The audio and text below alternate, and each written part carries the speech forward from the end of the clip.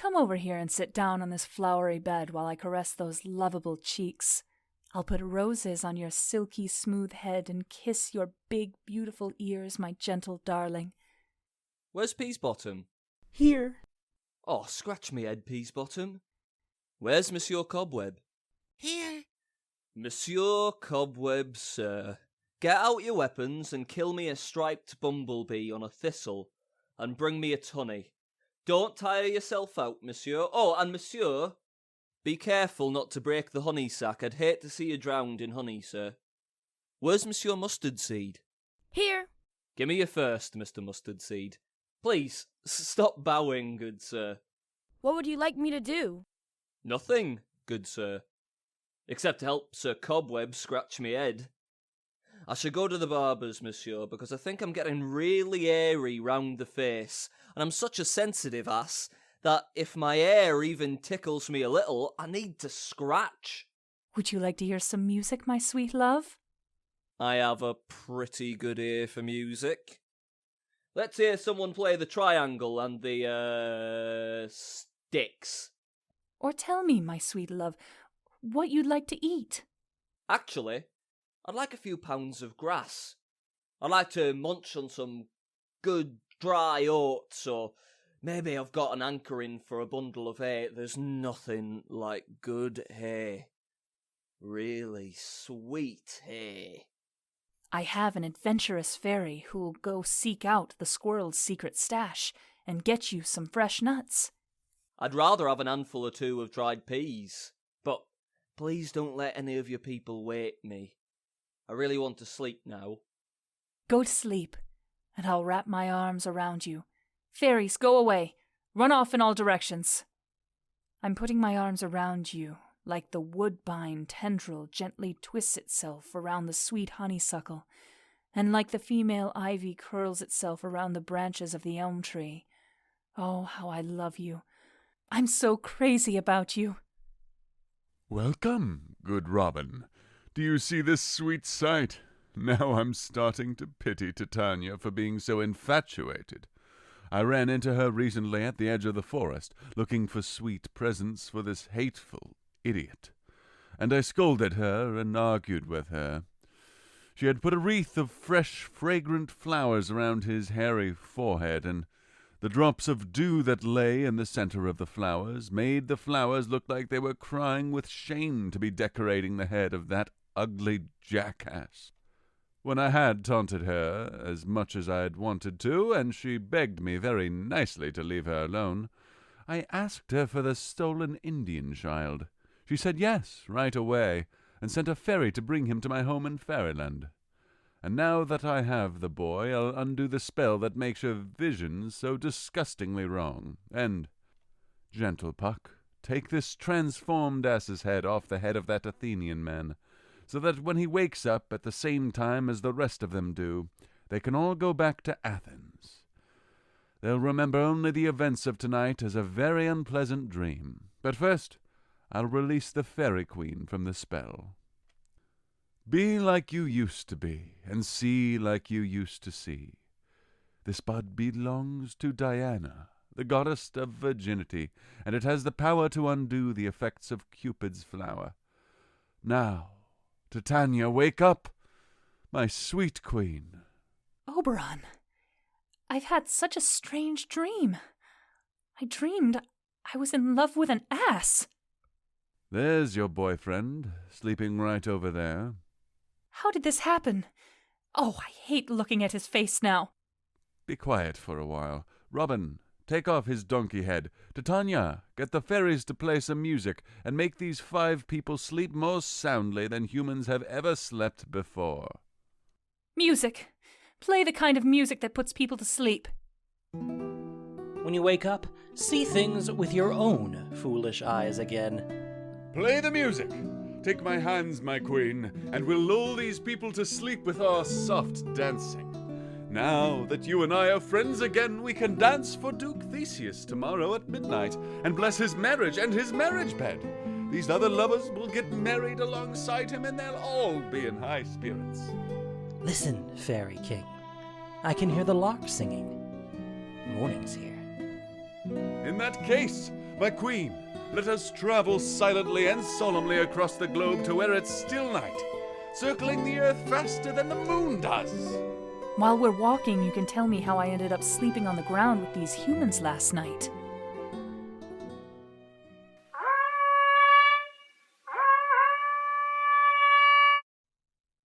One of you go find the forest ranger. Since we're done with the May Day rites and it's still so early in the morning, my love will have a chance to hear the beautiful music of my hunting dogs barking as they chase their prey. Unleash the dogs in the Western Valley. Let them go. Now go find the forest ranger. My beautiful queen. We'll go up the mountain and listen to the sounds as their barking echoes in the cliffs and sounds like music. I was with the heroes Hercules and Cadmus once, when their Spartan hunting dogs cornered a bear. I'd never heard such impressive barking before. The forests, the skies, the mountains, everything around us seemed to echo the barks of the hounds. I've never heard such raucous music, such pleasant thunder. My dogs are bred from Spartan hounds. They have the same folds of flesh around their mouths, the same sandy-colored fur, and hanging ears that brush the morning dew off the grass. They have crooked knees and folds of skin under their necks, just like the Spartan hounds. They're not very fast in the chase, but their barking sounds like bells ringing. Each bark is perfectly in tune with the others, like notes on a scale. No one, anywhere, has ever gone hunting with a more musical pack of dogs. Judge for yourself when you hear them. But wait a minute, who are these women? My lord, that's my daughter asleep on the ground over there. And this is Lysander here, and this is Demetrius, and this is Helena, old lady's daughter. I don't understand why they're all here together. They probably woke up early to celebrate May Day and come here for my celebration when they heard I'd be here.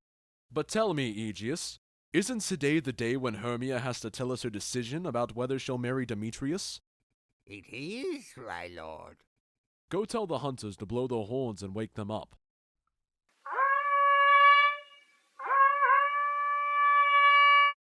Good morning, my friends. Valentine's Day is over. Are you lovebirds only starting to pair up now? Forgive us, my lord. Please, all of you, stand up. I know you two are enemies. Has the world really become so gentle and peaceful that people who hate each other have started to trust each other and sleep beside each other without being afraid? My lord, what I say may be a little confused, since I'm half asleep and half awake. I swear, at the moment I really couldn't tell you how I ended up here. But I want to tell you the truth, and now that I think about it, I think it is true. I came here with Hermia. We were planning to leave Athens to escape the Athenian law, and... Enough, my lord. You've heard enough, Ableton. I insist that the Lord punish him. They were going to run away to meet me. They were running away to defeat us, robbing you of your wife, and me of my fatherly right to decide who my son-in-law will be. My lord, the beautiful Helena told me about their secret plan to escape into this forest. I was furious and followed them here, and the lovely Helena was so in love with me that she followed me.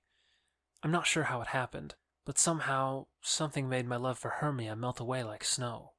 My past love for Hermia now seems like a memory of some cheap toy I used to love as a child. Now the only person I love and believe in and want to look at is Helena. I was engaged to her before I ever met Hermia. Then I hated her for a time, as a sick person hates the food he usually loves. But now I have my natural taste back, like a sick person when he recovers. Now I want Helena. I love her. I long for her, and will always be true to her. You pretty lovers are lucky you met me here. We'll talk more about this later. Egeus, I'm overriding your wishes. These couples will be married along with me and Hippolyta in the temple later today. And now, since the morning is almost over, we'll give up on the idea of hunting. Come with us to Athens. We three couples will celebrate with a sumptuous feast. Come, Hippolyta. What exactly just happened? The events of last night seemed small and hard to see clearly, like far-off mountains that look like clouds in the distance. Yes, it's like my eyes are out of focus, and I'm seeing everything double.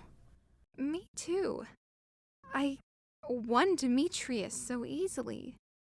As if he were a precious diamond I just found lying around. It's mine, because I found it. But I feel like someone else could easily come and claim it was hers. Are you sure we're awake? It seems to me like we're still sleeping, still dreaming. Do you remember seeing the Duke here? Did he tell us to follow him? Yes, he did. And my father was here too. And Hippolyta. And he told us to follow him to the temple.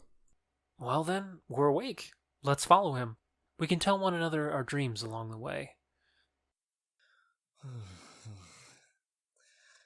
Tell me when my cue comes and I'll say my line. My next cue is most handsome Pyramus. Hey! Peter Quince. Flute the bellows repairman. Snout the handyman starveling. My God, they've all run away and left me sleeping here.